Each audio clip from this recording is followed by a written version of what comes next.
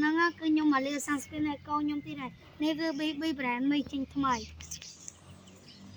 ô liệp mình lôi mình tên giờ là dương mà liều bị trâu mà vậy mà anh đang liều bị trâu mà có nỉ mà con không trâu ấy một cái việc so thì vì một phi nó so mày rồi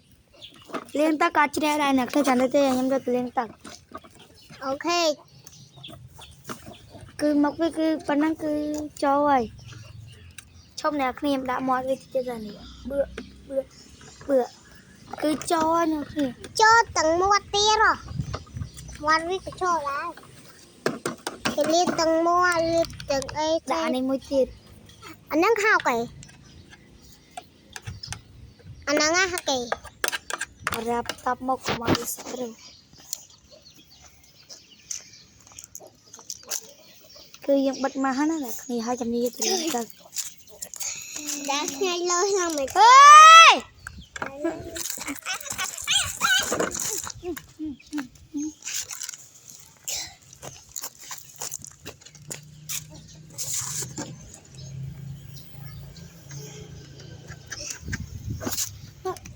nhà trên tao mơ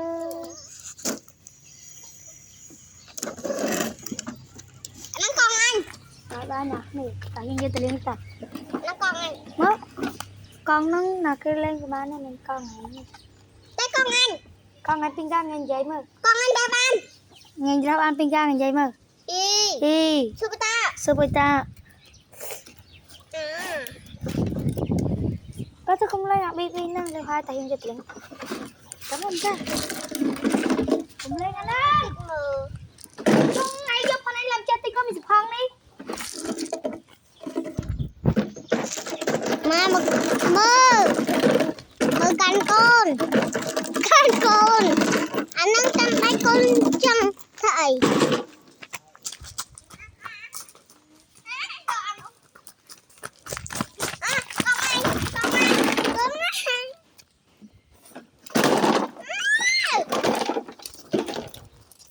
rồi nhỉ